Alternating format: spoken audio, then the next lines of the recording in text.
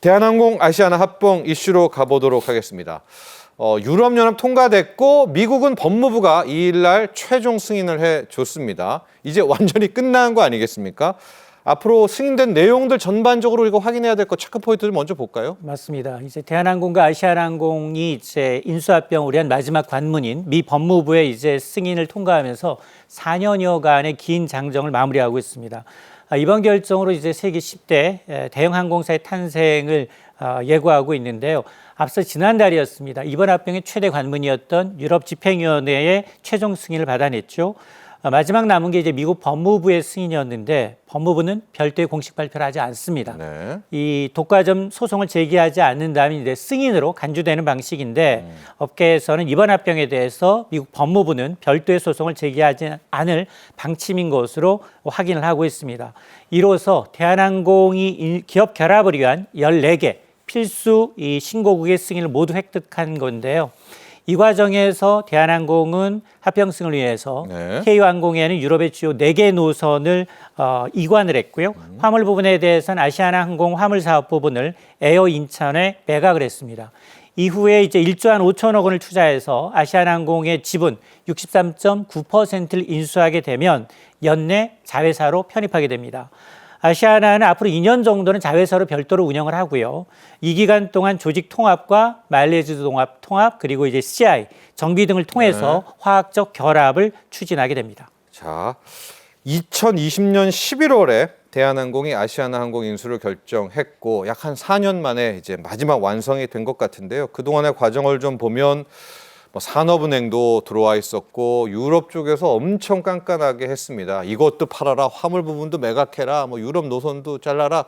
그동안에 좀 지난했던 과정들 한번 쭉 흘러봐 볼까요? 그렇습니다. 2019년 아마 이제 아시아나항공의 풀네임은 금호 아시아나였습니다. 네. 이제 금호그룹이 유동성 위기로 인해서 경영난을 극복하기 위해서 아시아나항공 이제 매각을 결정했고요. 당시 첫 번째 인수 후보는 HDC 현대산업개발이었습니다. 최종 인수자로 선정이 됐지만 코로나19 팬데믹으로 인해서 2020년 9월에 사실상 인수가 철회됐습니다. 저 사건도 컸어요. 맞습니다. 현산이 이제 관둔다고 할 때도. 맞습니다. 그러다 보니까 이제 주채권은행인 산업은행이 나서서 대한항공을 중심으로 해서 아시아나항공의 인수안을 제시했고요. 또 이 통합은 사실은 코로나19로 침체됐던 국내 항공산업의 어떤 경쟁력 강화, 재편을 예고하고 있는데 문제는 이 인수를 위해서는 이게 세계 각국 규제 당국의 승인 절차가 굉장히 복잡하고 까다로웠습니다. 특히 이제 EU 집행위원회의 경우에는 슬롯 반납과 화물사업부 매각해라 추가 조건을 제시하면서 심사가 지연되기도 했지만 대한항공이 이를 전격 수용하면서 지난달 말 유럽 규제 당국으로부터 승인을 이끌어냈고요. 마지막 관문인 미 법무부에도 소송 제의가 없음을 확인했기 때문에 사실상 최종 승인으로 간주가 되고 있습니다. 네, 앞서 그 난관들 얘기하면서 독과점, 그러니까 각국을 돌아다니면서 다 허가를 받았어야 되지 않았었습니까? 그 과정도 좀 몇 가지 이야기해 주시죠. 그렇습니다. 왜 이렇게 시간이 오래 걸렸느냐, 이제 4년이나 걸리느냐라는 이제 의문을 제기하실 텐데 항공산업의 특성상 이게 이제 국제와 이제 교류해야 되고요. 국내선만이 아니라 국제선은 다른 경쟁사들도 있습니다. 여기에다가 이제 독과점 문제를 둘러싼 그러니까 이제 여기에서 여객 소비자뿐만 아니라 경쟁 당국의 글로벌 경쟁 항공사와도 독과점 승인을 받아야 되는 문제가 있습니다. 이러다 보니까 14개 국가의 규제 당국의 승인을 받아야 했는데요. 화물사업부 이를 이제 해소하기 위해서 일부 중복 노선은 매각을 했고 이관을 했고요. 또 화물사업부는 매각했습니다. 이 슬롯이라고 해서 시간당 이제 이 착륙이 가능한 이제 비행기 횟수는 좀 줄이는 그런 이제 강수까지 이제 뒀습니다.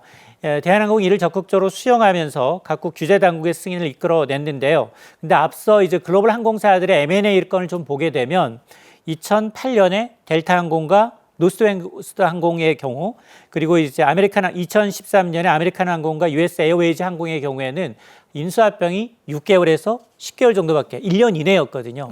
그럼에도 불구하고 4배 이상 시간이 걸린 건 그만큼 양사의 합병으로 인해서 독과점 우려가 크고 전 세계 항공시장에 대한 영향도 클 뿐만이 아니라 특히나 이 국제선에 대한 의존도가 상당히 높다라는 것이 오래 걸린 이유입니다. 네, 저기 보면은 유럽 4개 노선도 대한항공이랑 아시아나 2개가 겹치니까 한쪽 라인은 TA 항공에다가 이제 매각한 거죠. 하기도 하고 국내 LCC 쪽도 넘기기도 하고 자, 각국의 요구들 다 들어주면서 최종적으로 합병을 얻어내게 됐는데 이 다음부터는 이제 우리 내부에 또 중요한 이슈가 있습니다. 일단 우리는 세계 10위권의 메가 캐리어가 됐는데 아시아나에 남은 이제 지분도 사야 되고 그렇죠. 우리 LCC도 정리해야 되고 이제 좀 내부를 다져야 되겠습니다. 맞습니다. 이제 물리적인 합병을 어떻게 할 네. 것인가에 대한 문제가 남아 있는데요.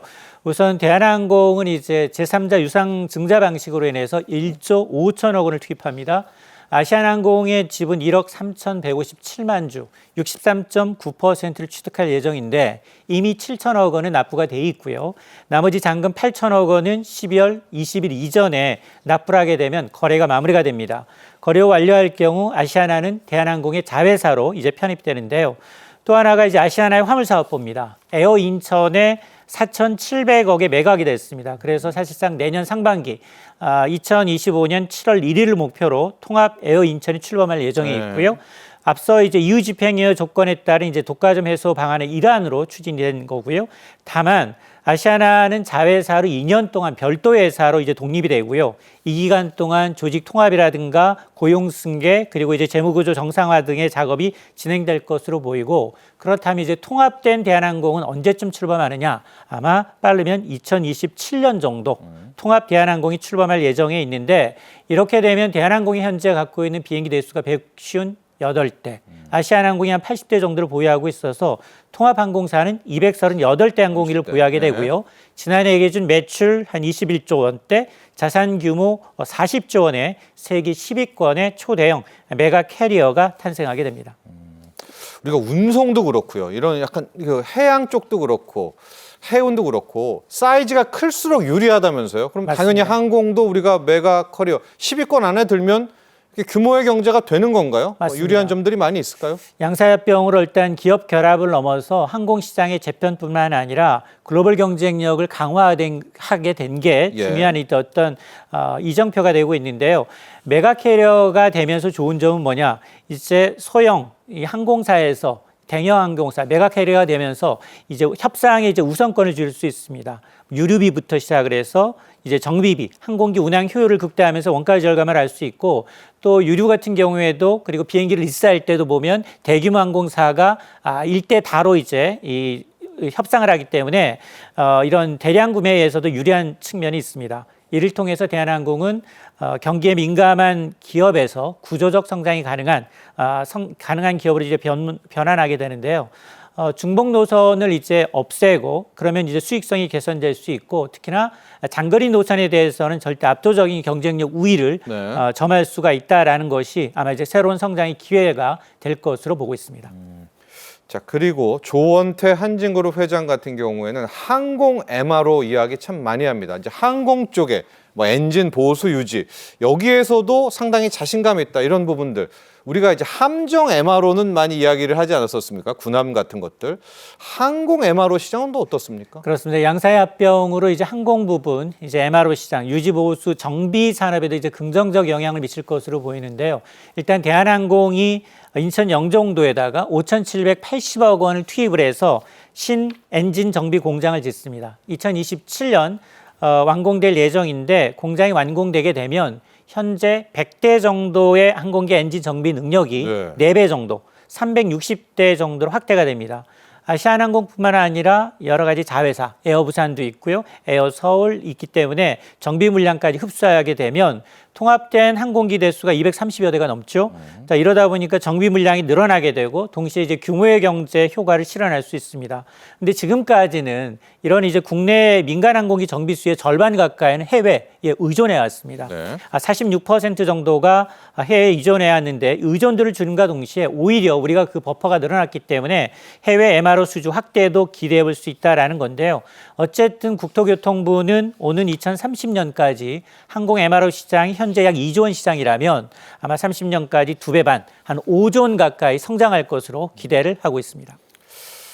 자, 이제는 우리 내부의 문제로 좀 와봐야 될 텐데요. 이제 많은 소비자분들, 국민분들은 좋았다, 아주 자랑스럽다 하면서도 이제 하나 남은 거잖아요.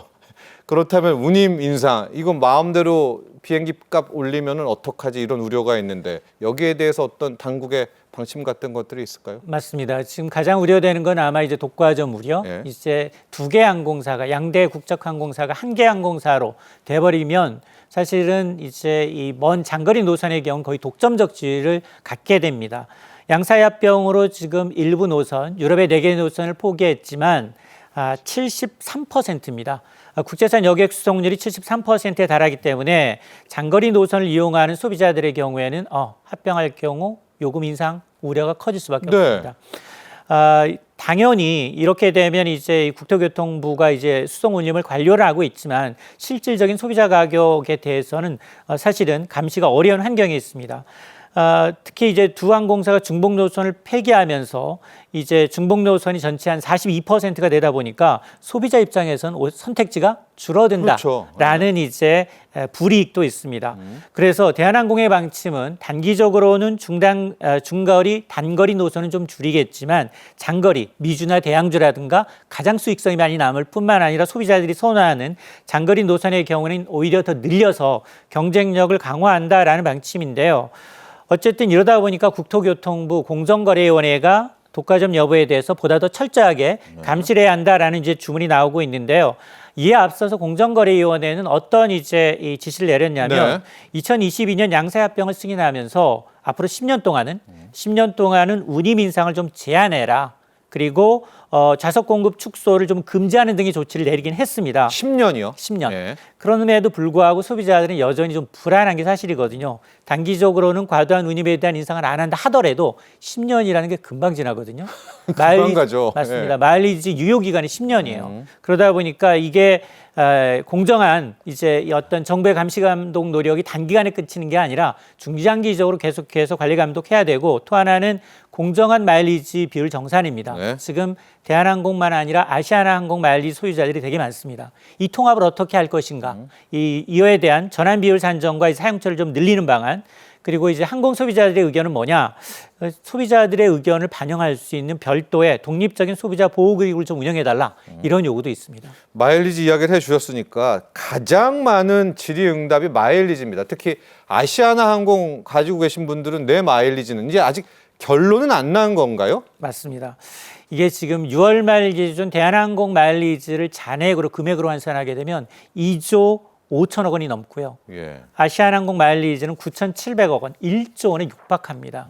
이게 빚으로 부채로 잡히기 때문에 항공사 입장에서는 덜어내야 되는데 문제는 항공 마일리지 아마 예약해 보신 분들 좌석 구하기 하늘에 진짜 별따기입니다.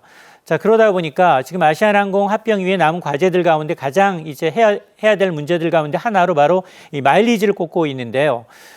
사실 앞서서 이제 국제선 노선의 경우에도 65개 노선 가운데 26개가 중복이고 국내선 22개 가운데 14개, 거의 절반 가까이 이게 중복되고는 있지만 지금 마일리지와 관련해서는 아직 별다른 해법을 제시하지 있어요. 못하고 있습니다.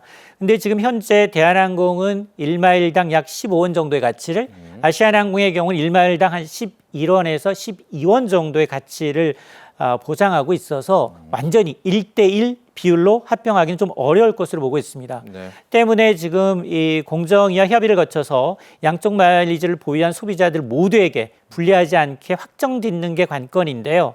아마 지금 업계에서는 확정된 비율은 아니지만 네. 소비자들의 반발 가능성으로 인해서 그동안은 아시아나항공 1마일리지에다가 네. 대한항공 0.7마일리지로 합병하는 걸 우선 검토했다고 합니다.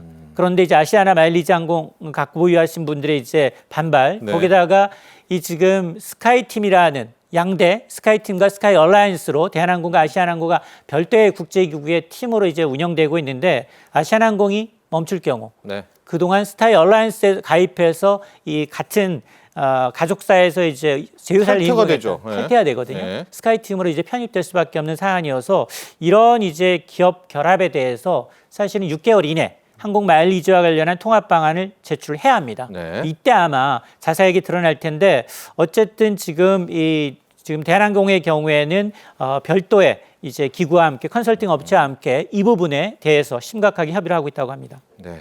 끝으로요.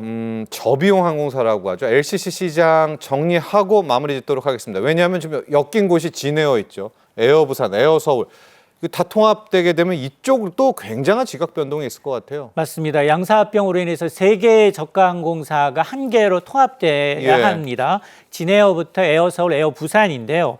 근데 통합하게 되면 이 매출이 거의 중견 기업입니다. 연간 매출이 2조 4,700억 원이어서 네. 기존의 1위였던 제주항공 1조 7천억 원을 제치고 바로 선두에 올라가고요.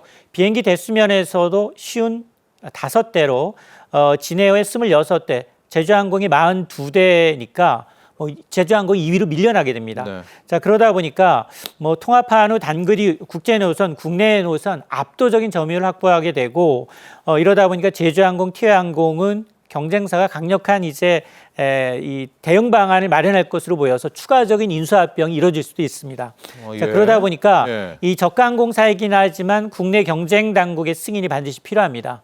진에어, 에어부산, 에어서울의 통합은 추가적인 경제 당국의 승인 절차가 필요해서 독과점 문제를 해결하기 위해서 일부 슬롯이라든가 공항 이착륙 시간을 좀 줄인다든가 아니면 운수권을 재분배한다든가 요구될 가능성이 있고요.